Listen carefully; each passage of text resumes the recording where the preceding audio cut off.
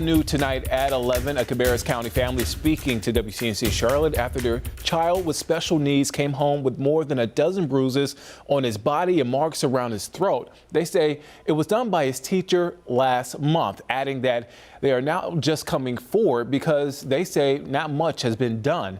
WCNC Charlotte's Austin Walker joining us live in studio. In Austin, this family is sharing their story tonight, not just for their son. Yeah, that's right. It's for anybody who has a student with a disability. Now, Chris Mason is a student within Cabarrus County schools with multiple disabilities. He tells me sometimes he has those outbursts, and if it does happen, the teacher has an IEP, an individualized education program. It's how a teacher can, calm him down if this does happen. But in this case, the IEP was not followed, and Chris says he was choked and sat on by his teacher.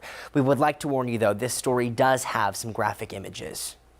I love to be in building class. Chris Mason sits in between his parents, Rodney and Queen, a student who loves hands-on work and has big dreams. So I can be smart like Albert Einstein. Building up to achieve anything. He wants to be the best he can be.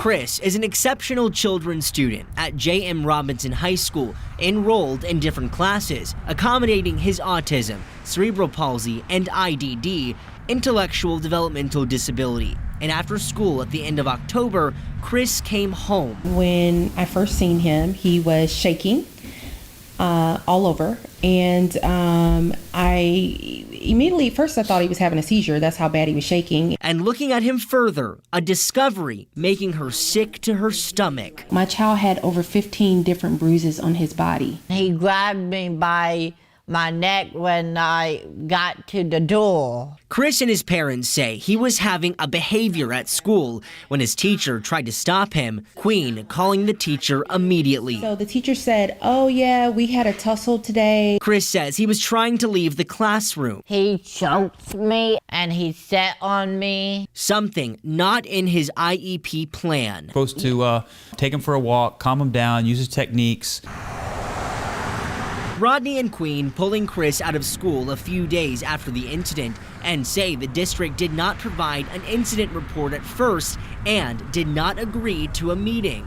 We filed a police report on Wednesday, and magically on Thursday afternoon, we get an email from the principal, "Oh, you can meet with us tomorrow morning early." Weeks later, Friday, the parents learned the teacher is no longer employed within Cabarrus County schools. WCNC Charlotte confirming this with the district. We reached out asking for clarification on why this happened and if the teacher deviated from Chris's IEP, the district saying in part, quote, "The safety and security of all students is the utmost importance to the district." Cabarrus County Schools was made aware of the allegations and conducted a thorough investigation.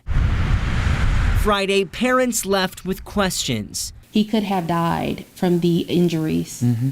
And this is very serious. And Chris says even though he was scared to go back, he continues to love school because he's focused. And my future already have plans for it. Focused on building up.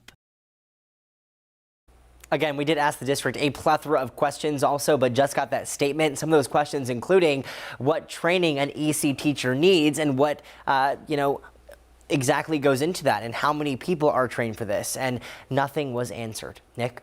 Yeah, Austin, hopefully soon we can get answers to those questions. Thank you for that report.